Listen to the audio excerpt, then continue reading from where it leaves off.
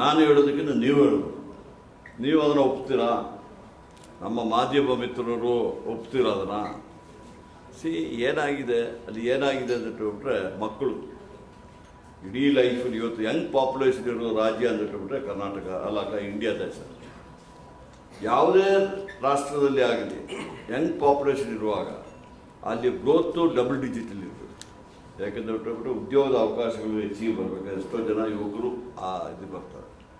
ಅದಕ್ಕೆ ಸರ್ಕಾರದವರು ಸಾಕಷ್ಟು ಮಾಡಬೇಕು. ನಮ್ಮ ರಾಜ್ಯದಲ್ಲಿ ಸಮೇತ ಆ ಕಾಲ ಸಿದ್ದರಾಮಯ್ಯರುವಾಗಲೇ ಸಿದ್ದರಾಮಯ್ಯರುವಾಗಲೇ ನಾವು ಸ್ಕಿಲ್ ಟ್ರೈನಿಂಗ್ ಮಾಡಲಿಕ್ಕೆ ಆ ಸಂದರ್ಭದಲ್ಲಿ ನಾವು ಇದು ಮಾಡಿದ್ವಿ, ಸಾಕಷ್ಟು ಇದು ಮಾಡಿದ್ವಿ, ಈಗಲೂ ಮಾಡಬೇಕು.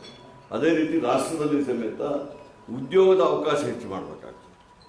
ಆಗ ಏನಾಗ್ತದೆ, ನಮ್ಮ ದೇಶ ಹೆಚ್ಚಿಗೆ ಇಡೀ ರಾಷ್ಟ್ರದಲ್ಲಿ ಇದು ಮಾಡಲಿಕ್ಕಾಗ್ತದೆ. ತಮ್ಗೆ ಗೊತ್ತಿರಬೇಕು, ನಾನು ಒಂದು ಮಾತು ಹೇಳ್ತೀನಿ.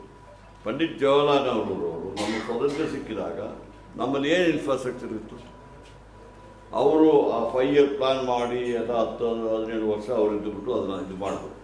ಇವತ್ತು ಲಾಸ್ಟಿಗೆ ಬಂದವರು ಏನು ಹೇಳ್ತಾರೆ, ನಾನೆಲ್ಲ ಮಾಡಿದ್ದೀನಿ ಅಂತ ಹೇಳಲಿಕ್ಕಾಗಲ್ಲ. ಪ್ರತಿಯೊಬ್ಬರು ಪ್ರೈಮ್ ಮಿನಿಸ್ಟ್ರು, ಅದು ಪಂಡಿತ್ ಜವಾಹರ್ಲಾಲ್ ನೆಹರು ಇರ್ಬೋದು, ಇಂದಿರಾ ಗಾಂಧಿಯವರು ಇರ್ಬೋದು, ಲಾಲ್ ಬಹದ್ದೂರ್ ಶಾಸ್ತ್ರಿಯವರು ಇರ್ಬೋದು, ಅದೇ ರೀತಿಯಲ್ಲಿ ಅಟಲ್ ಬಿಹಾರಿ ವಾಜಪೇಯಿ ಅವರು ಇರ್ಬೋದು, ಅದೇ ರೀತಿಯಲ್ಲಿ ನರಸಿಂಹರಾವ್ ಅವರು ಇರ್ಬೋದು, ಮನಮೋಹನ್ ಸಿಂಗ್ ಇರ್ಬೋದು, ಎಲ್ಲರೂ ಮಾಡಿದ್ದಾರೆ. ಈಗ ನಮ್ಮ ನರೇಂದ್ರ ಮೋದಿಯವರು ಬಂದಿದ್ದಾರೆ. ನಮ್ಮದೇನಂದಿಟ್ಬಿಟ್ರೆ ದೇಶ ಫಸ್ಟು, ದೇಶದಲ್ಲಿರೋ ಯುವ ಜನ ಇಂಪಾರ್ಟೆಂಟ್. ಯಾಕೆ ನಾಳೆ ಅವರೇ ಫ್ಯೂಚರ್. ಅಂಥವ್ರ ವಿಚಾರದಲ್ಲಿ ಎಕ್ಸಾಮಿನೇಷನ್ ಇದಾಗ್ಬಿಟ್ಟು ಅವರ ಒಂದು ಆಸೆ ಅಭಿಲಾಷೆಗಳನ್ನು ಮಣ್ಣರಿಸುವಂಥ ಕೆಲಸ ಆಗಿದೆ. ಆದಮೇಲೆ ನಾನೇನೋ ಆದಮೇಲೆ ಸಮೇತ ಯಾರು ರೆಸ್ಪಾನ್ಸಿಬಲ್? ಯಾಕೆಂದರೆ ಅವ್ರ ಮೇಲೆ ಆ್ಯಕ್ಷನ್ ತೆಗಿಬೇಕಲ್ಲ, ಅಷ್ಟೇ ನಾವು ಇದು ಮಾಡ್ತಾ ಇದ್ದೀವಿ. ಈಗ ಯಾವತ್ತು ವಿದ್ಯಾರ್ಥಿಗಳು ಬಂದಿದ್ದರು, ವಿದ್ಯಾರ್ಥಿನಿಯರು ಬಂದಿದ್ದರು, ದೆಹಲಿಯಲ್ಲಿ ಪ್ರತಿಭಟನೆ ಆಗಿದೆ.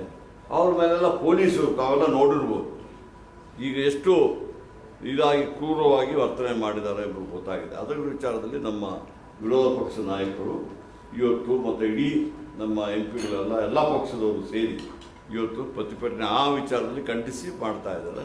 ಈಗ ಅವ್ರನ್ನ ಅರೆಸ್ಟ್ ಮಾಡಿದ್ದಾರೆ. ಅಧಿಕಾರ ಶಾಶ್ವತ ಅಲ್ಲ. ಈಗ ನೀವು ಅಧಿಕಾರದಲ್ಲಿರುವಾಗ ಪೊಲೀಸ್ ನಿಮ್ಮ ಮಾತು ಕೇಳ್ತಾರೆ, ನೀವು ಅಧಿಕಾರ ಬಿಟ್ಟಾದಾಗ ಅದು ಯಾರು ಮಾತುಕೊಳ್ಳೋದಿಲ್ಲ. ಎಷ್ಟೋ ಜನ ಅಧಿಕಾರಕ್ಕೆ ಬಂದಿದ್ದಾರೆ, ಅದು ನಮಗೆಲ್ಲ ಅದು ಅನುಭವ ಇದೆ. ಅಧಿಕಾರದಲ್ಲಿ ಇರ್ತೀವಿ, ಕೆಲವು ದಿವಸ ಆದಮೇಲೆ ಅಧಿಕಾರ ಹೋಗ್ತದೆ.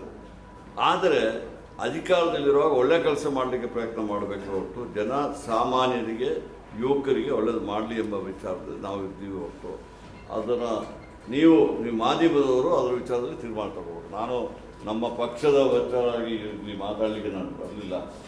ನಾನು ಬಂದಿದ್ದು ಟೂರಿಸಂ ವಿಚಾರ. ನೀವು ಕೇಳೋದಕ್ಕೆ ನಾನು ಉತ್ತರ ಕೊಡ್ತೀನಿ. ಏನಾಗ್ತದೆ ನಾಳೆ ನಂದೊಂದೇ ದುಃಖ ನಿಮ್ಮ ಮೇಲೆ, ನೀವು ಕೇಳಿದ ಪ್ರಶ್ನೆಯನ್ನು ಹಾಕೋದೇ ಇಲ್ಲ. ಇವರು ಸಚಿವರು ಈಗ ಟೀಕೆ ಮಾಡಿದ್ರು ಅಂತ ಹೇಳ್ಬಿಟ್ರೆ ಈ ಥರ ವಿಚಾರ ಹೇಳಿದ್ರು. ನೀವು ಪ್ರಶ್ನೆ ಕೇಳಿದಕ್ಕೆ ರಾಜ್ಯದಲ್ಲಿ ಪ್ರವಾಸೋದ್ಯಮದ ಸಚಿವರಾಗಿ ಸುಮಾರು 1-1.5 ತಿಂಗಳಿಂದ ಅಧಿಕಾರ ಸ್ವೀಕಾರ ಮಾಡಿದೆ. ಬಹುಶಃ ನನ್ನ ರಾಜಕೀಯ ಜೀವನದಲ್ಲಿ ಯಾವುದೇ ಖಾತೆ ಬೇಕಂದ್ಬಿಟ್ಟು ನಾನು ಕೇಳಿರಲಿಲ್ಲ. ಎಲ್ಲ ಖಾತೆನೂ ನಮ್ಮ ಚೀಫ್ ಮಿನಿಸ್ಟ್ರು ಮತ್ತು ಹೈಕಮಾಂಡ್ ಅವರು ಕೊಡ್ತಾ ಇದ್ರು. ಯಾವುದು ಕೊಟ್ಟರು ಅದನ್ನು ಬಯಸ್ತಾ ಇದ್ರು. ಆದರೆ ನನಗೆ ಸಾಕಷ್ಟು ನಾನು ಪ್ರವಾಸ ಮಾಡಿದ್ದೀನಿ. ರಾಜ್ಯದಲ್ಲಿ ಪ್ರವಾಸ ಮಾಡಿದ್ದೀನಿ, ದೇಶದಲ್ಲಿ ಪ್ರವಾಸ ಮಾಡಿದ್ದೀನಿ, ಹೊರ ರಾಜ್ಯಗಳಲ್ಲಿ ಹೊರ ದೇಶದಲ್ಲಿ ಪ್ರವಾಸ ಮಾಡಿದಾಗ ನಮ್ಮ ಕರ್ನಾಟಕ ರಾಜ್ಯ ಯಾವುದು ಟೈಪ್ ಇದೆ ಅಂತ ಬಿಟ್ಟರೆ ಬಹುಶಃ ನಾವು ಎಲ್ಲಿ ಹೋದ್ರೂ ಸಮೇತ ಕರ್ನಾಟಕ ರಾಜ್ಯದಂಥ ಒಂದು ರಾಜ್ಯ, ಇಲ್ಲಿಯ ಜನ ಭಾರಿ ಒಳ್ಳೆಯವರಿದ್ದಾರೆ. ಆ ಥರ ಒಳ್ಳೆ ಅಭಿವೃದ್ಧಿಪಡಿಸಬೇಕಾದ ಒಂದು ಕ್ಷೇತ್ರ ಅಂತ ಹೇಳ್ಬಿಟ್ರೆ ಈ ಪ್ರವಾಸಿ ಟೂರಿಸಂ ಡಿಪಾರ್ಟ್ಮೆಂಟ್.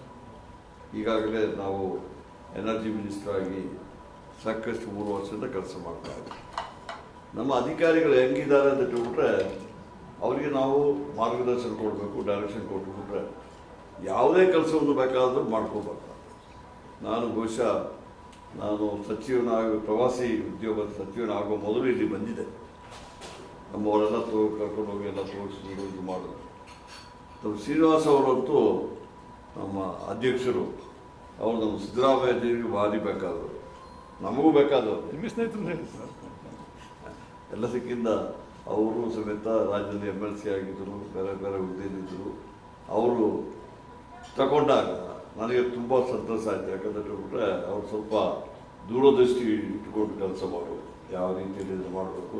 ಬಹುಶಃ ಅವರು ಸಮೇತ ಸಾಕಷ್ಟು ಆಸಕ್ತಿಯನ್ನು ವಹಿಸಿ, ಬಹುಶಃ ಇವತ್ತು ಆ ರೆಸ್ಟೋರೆಂಟ್ ತಾವು ನೋಡಿರ್ಬೇಕು, ಒಳ್ಳೆ ಇಂಟರ್ನ್ಯಾಷನಲ್ ಸ್ಟ್ಯಾಂಡರ್ಡಲ್ಲಿದೆ, ಭಾಳ ಚೆನ್ನಾಗಿ ಮಾಡಿದ್ದಾರೆ. ಎಲ್ಲ ಕಿಚನು ಎಲ್ಲ ನೋಡ್ಕೊಬಂದೆ. ಬಟ್ ಒಂದೇನಾಗಿದೆ, ನನಗೆ ಒಂದೇ ಒಂದು ರಿಕ್ವೆಸ್ಟ್ ನಮ್ಮ ಏನು ಮ್ಯಾನೇಜರ್ಗಳಿರಲಿ, ಸ್ಟಾಫ್ಗಳಿರಲಿ, ನೀವು ಶಿಸ್ತನ್ನು ಇಟ್ಕೋಬೇಕಾಗ್ತದೆ ಮತ್ತು ಶುಚಿತ್ವವನ್ನು ಕಾಪಾಡಬೇಕು. Cleanness is very important. Plus ನಮ್ಮ ಗೆಸ್ಟ್ಗಳು ಯಾರು ಬರ್ತಾರೆ ಅವರೇ ನಮಗೆ ದೇವರು ಇದ್ದಂಗೆ. ಯಾಕಂದರೆ ಬಿಟ್ಟರೆ ನಮ್ಮ ಕಸ್ಟಮರ್ಸ್ ಇದ್ದಾರಲ್ಲ, ಅವ್ರನ್ನ ಚೆನ್ನಾಗಿ ನೋಡ್ಕೊಳ್ಳುವಂಥ ಕೆಲಸನ ನಮ್ಮ ಎಲ್ಲರೂ ಸೇರಿ ಮಾಡಬೇಕಾಗ್ತದೆ. ಯಾಕಂದರೆ ಬಿಟ್ಟರೆ ಯಾವುದೇ ದೊಡ್ಡ ಪಬ್ಲಿಸಿಟಿ ನಾವು ಕೊಟ್ಟರು ಇಲ್ಲಿ ಬರುವವರು ಹೋಗಿ ಬಾಯಿ ಮಾತಲ್ಲಿ ಹೇಳ್ತಾರಲ್ಲ, ಓ ಭಾರಿ ಚೆನ್ನಾಗಿದೆ ಅಂತ ಹೇಳ್ಬಿಟ್ಟು ಆ ಪಬ್ಲಿಸಿಟಿನೇ ದೊಡ್ಡ ಪಬ್ಲಿಸಿಟಿ. ಅವರವ್ರ ಅನುಭವದಲ್ಲಿ ಅದನ್ನು ಮಾಡಬೇಕು. ನಾನು ಹೆಚ್ಚಿಗೆ ಹೇಳಲಿಕ್ಕೆ ಹೋಗೋದಿಲ್ಲ, ನನಗೆ ಗೊತ್ತಿದೆ. ಈಗ ತಾವು ನೋಡಿರ್ಬೋದು, ಭಾರಿ ಚೆನ್ನಾಗಿ ಮಾಡಿದ್ದಾರೆ. ಇದನ್ನು ಇದೇ ರೀತಿಯಲ್ಲಿ ಮುಂದುವರಿಸ್ಕೊಂಡು ಹೋಗ್ಬೇಕಷ್ಟೆ. ಇವತ್ತು ಏನು ಇವತ್ತು ನೋಡ್ತಾ ಇದ್ದೀನಿ, ಚೆನ್ನಾಗಿ ಮಾಡಿದ್ದಾರೆ, ಎಲ್ಲ ಮಾಡಿದ್ದಾರೆ. ಇದೇ ರೀತಿಯಲ್ಲಿ ಮುಂದುವರಿಸ್ಕೊಂಡು ಹೋಗೋದು ಸಾಕು. ನಮ್ಮ ರಾಮ್ ಪ್ರಸಾದ್ ಅವರು ನನ್ನ ಒಟ್ಟಿಗೆ ಎನರ್ಜಿ ಡಿಪಾರ್ಟ್ಮೆಂಟ್ ಇದ್ದರು. ಅವರು ಸಮೇತ ಇಲ್ಲಿ ಟೂರಿಸಂ ಸೆಕ್ರೆಟರಿ ಆಗಿದ್ದರು. ಸೊ ಆಗ ನಾನು ಅವರಿಗೆ ಹೇಳಿದೆ, ಯಾಕಂದರೆ ಸೆಕ್ರೆಟರಿ ತ್ರಿಲೋಕ್ ಚಂದ್ರ ಅವರಿದ್ದರು, ಅವರು ಒಳ್ಳೆ ಕೆಲಸ ಮಾಡಿದ್ದಾರೆ, ನಾನು ನೋಡಿದೆ, ಒಳ್ಳೆಯವರಿದ್ದಾರೆ, ಒಳ್ಳೆ ಕೆಲಸ ಮಾಡಿದ್ದಾರೆ. ಬಟ್ ನಮಗೆ ಸ್ವಲ್ಪ ಫಾಸ್ಟಾಗಿ ಆಗಬೇಕು ಕೆಲಸಗಳು. ಅದಕ್ಕೆ ನಾನು ಅವರಿಗೆ ಹೇಳಿದೆ, ನೀವು ಆ ಟೂರಿಸಂ ಡೈರೆಕ್ಟ್ರಾಗಿ ಇರಿ ಅಂತ ಹೇಳ್ಬಿಟ್ರೆ, ಸರ್ ನಾನು ಸೆಕ್ರೆಟರಿ ಆಗಿದ್ದೀನಿ ಇದ್ದವನು, ನೀವು ಹೇಳಿದ ಮೇಲೆ ಡೈರೆಕ್ಟ್ರಾಗಿ ಕೆಲಸ ಮಾಡ್ತೀನಿ. ಅದು ನಾನು ಆ ಸ್ಪೋರ್ಟ್ಸ್ಮನ್ ಸ್ಪಿರಿಟ್ ಇದೆಯಲ್ಲ, ಬೇರೆ ಯಾರು ಆಗಿದ್ರಿಲ್ಲ, ನಾನು ಸೆಕ್ರೆಟರಿ ಆಗಿದ್ದವನು, ನನಗೆ ಡಿಪ್ರಮೋಷನ್ ಮಾಡ್ದಂಗೆ ಆಗ್ತದೆ ಅಂತ ಹೇಳ್ಬಿಟ್ಟು ಪಾಪ ಅವರು ಪರವಾಗಿಲ್ಲ ಸರ್ ನೀವು ಹೇಳೋದನ್ನ ನಾನು ಅದು ಮಾಡ್ತೀನಿ ಅಂತ ಹೇಳಿ, ನಾವು ಸೆಕ್ರೆಟರಿ ತ್ರಿಲೋಕ್ ಚಂದ್ರ ಅವರಿದ್ದರು, ನಾವೆಲ್ಲ ಮಾಡ್ತಾ ಇರುವಾಗ ಈಗೇನಾಗಿರಲಿಲ್ಲ. ನಾವಿನ್ನೂ ಆಸೆ ಇಟ್ಕೊಂಡಿದ್ದೀವಿ, ಇನ್ನು 1 ತಿಂಗಳು 2 ತಿಂಗಳಲ್ಲಿ ಮಳೆ ಬರ್ಬೋದು. ಮಳೆ ಇಲ್ಲದಿದ್ದರೆ ಅದಕ್ಕೆ ನಾವು ವಿದ್ಯುತ್ ಇದರಲ್ಲಿ ನಾವು 3 ವರ್ಷದ ನಾನು ಇದೆ, ಒಂದು ದಿವಸ 1 ತಿಂಗಳು ಮಾತ್ರ ರೈತರಿಗೆ, ಬಾಕಿಯವರಿಗೆಲ್ಲ ಕೊಟ್ಟು ರೈತರಿಗೆ 7 ಅವರ್ಸಿಂದ 5 ಅವರ್ಸ್ ಮಾಡಿದ್ವಿ. ಆ 1 ತಿಂಗಳು ಬಿಟ್ಬಿಟ್ಟು ಈಗಲೂ ಸತತವಾಗಿ ಕೊಡ್ತಾ ಇದ್ದೀವಿ, ಕರೆಂಟ್ ಕೊಡ್ತಾ ಇದ್ದೀವಿ. ಕರೆಂಟು ಡಿಮಾಂಡ್ ಜಾಸ್ತಿ ಆಗ್ತಾ ಇದೆ. ಅದಕ್ಕೆ ಬೇರೆ ಬೇರೆ ರಾಜ್ಯಗಳಿಂದ ತಗೊಳ್ತಾ ಇದ್ವಿ, ಸೆಂಟ್ರಲ್ ಗ್ರಿಡ್ಡಿಂದ ತಗೊಳ್ತಾ ಇದ್ವಿ, ಮತ್ತು ಇದರಿಂದ ತಗೊಂಡು ನಾವು ಮ್ಯಾನೇಜ್ ಮಾಡ್ತಾ ಇದ್ವಿ. ಬಹುಶಃ ನನಗೆ ಗೊತ್ತಿರೋ ಹಾಗೆ ಆದಷ್ಟು ನಾವು ಮ್ಯಾನೇಜ್ ಮಾಡಿ ಪ್ರಯತ್ನ ಮಾಡ್ತೀವಿ, ಯಾರಿಗೂ ತೊಂದರೆ ಆಗದಂಗೆ ಕರೆಂಟ್ ಕೊಡುವಂಥ. ಕರೆಂಟ್ ಇಲ್ಲ ಅಂದ್ರೆ ನಿಮ್ಮ ಎಕನಾಮಿ ಏನೇ ನಿಂತು ಹೋಗ್ಬಿಡ್ತದೆ. That's what we are taking very seriously. ನಮ್ಮ ಆಫೀಸರ್ಗಳೆಲ್ಲ ಭಾರಿ ಒಳ್ಳೆ ಆಫೀಸರ್ಗಳಿದ್ದಾರೆ, ಎಲ್ಲ ಮಾಡ್ತಾ ಇದ್ದಾರೆ, ಪ್ರಯತ್ನ ಮಾಡ್ತೀವಿ ಮಾತು ಹೇಳಿ. ನನಗೆ ಒಂದೇ ಒಂದು ಮನವಿ, ನಮ್ಮ ಮಾಧ್ಯಮದವರು ನೀವು ಸಹಾಯ ಮಾಡಬೇಕು. ನೀವು ಒಳ್ಳೆ ಕೆಲಸ ಮಾಡೋರಿಗೆ ಪ್ರೋತ್ಸಾಹ ಮಾಡಬೇಕು. ಇವತ್ತು ನೋಡಿ ಬಂದ ಮೇಲೆ ನೀವು ಒಳ್ಳೆಯ ಒಂದು ಆರ್ಟಿಕಲ್ ಬರೀಬೇಕು, ಯಾವ ರೀತಿಯಲ್ಲಿ ಇದೆ ಇದ್ದದನ್ನು ನಾನು ಇದ್ದಂಗೆ ಹೇಳಿ. ಯಾಕಂದರೆ ಬರೀ ಟೀಕೆಯನ್ನು ಮಾಡಿದ್ರಲ್ಲ, ಒಳ್ಳೆಯದು ಮಾಡೋದು ಸಮೇತ ಹೇಳಬೇಕಾಗ್ತದೆ. ಅದರಿಂದ ಅದಕ್ಕೆ ಸಮೇತ ತಮ್ಮ ಒಂದು ಸಹಕಾರ, ತಮ್ಮ ಬೆಂಬಲ ಬೇಕೆಂಬ ಮಾತನ್ನು ಹೇಳಿ ನಾನು ಹೆಚ್ಚಿಗೆ ಭಾಷಣ ಇವತ್ತು ನಮ್ಮ ಶ್ರೀನಿವಾಸ್ ಅವರು ನನಗೇನು ಹೇಳೋದು ಅಂತ ಹೇಳಿದ್ರೆ, ಏನೆಲ್ಲ ಭಾಷಣ ಏನಿರೋದಿಲ್ಲ, ಬರೀ ಟೇಪ್ ಕಟ್ ಮಾಡೋದು ಅಂತ ಹೇಳ್ಬಿಟ್ಟು ಬಂದಿದ್ದರು. ಇಲ್ಲಿ ನೋಡಿದ್ರೆ ಅವರೆಲ್ಲ ಮಾಡಿಬಿಟ್ಟಿದ್ದಾರೆ. ನಾನು ಈ ಭಾಷಣ ಮಾಡೋದ್ರಲ್ಲಿ ಇನ್ನೊಂದು ಮಾಡೋದು ಅಷ್ಟು ನಮಗೆ ಕೆಲಸ ಮಾಡೋದ್ರಲ್ಲಿ, ಈಗ ಕೆಲಸ ಮಾಡಿ ತೋರಿಸೋದಾದ್ರೆ ನೀವೆಲ್ಲ ನಾವು ಒಪ್ಕೊಳ್ತೇವೆ. ಆ ಕೆಲಸ ನಾನು ಒಬ್ಬರಿಗೆಯಿಂದ ಮಾಡಲಿಕ್ಕಾಗೋಲ್ಲ, ನಾನೊಬ್ಬನೇ ಇಲ್ಲ, ಇಡೀ ನಮ್ಮ ಟೀಮು.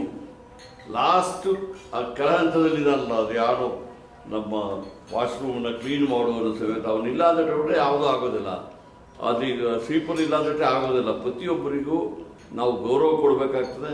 ಡಿಗ್ನಿಟಿ ಆಫ್ ಲೇಬರ್, ಯಾರು ಯಾವ ಕೆಲಸ ಮಾಡ್ತಾರೆ ಅಂತ ಬಿಟ್ಟರಲ್ಲ, ಯಾವ ರೀತಿಯಲ್ಲಿ ಕೆಲಸ ಆಗ್ತಾಯಿದೆ ಅದನ್ನು ಮುಖ್ಯ ಎಂಬ ಮಾತನ್ನು ನಂಬಿಕೊಂಡೇ ನಾನು ಬಂದವರು.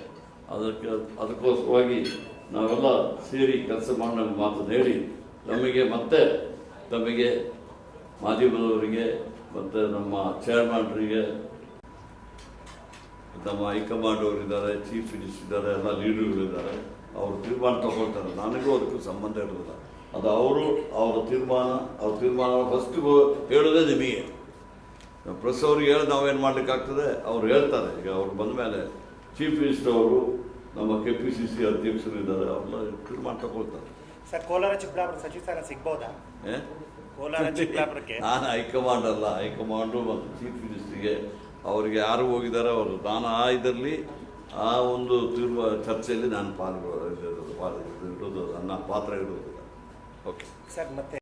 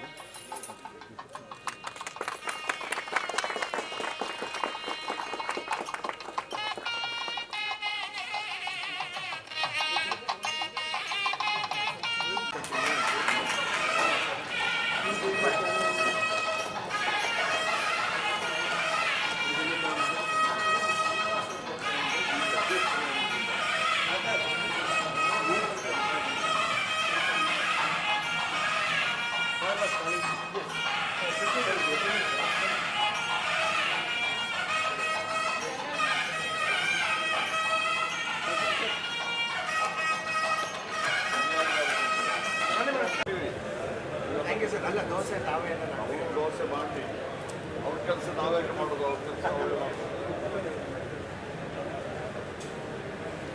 ಎಲ್ಲ ನೋಡ್ಕೊಳ್ತಾ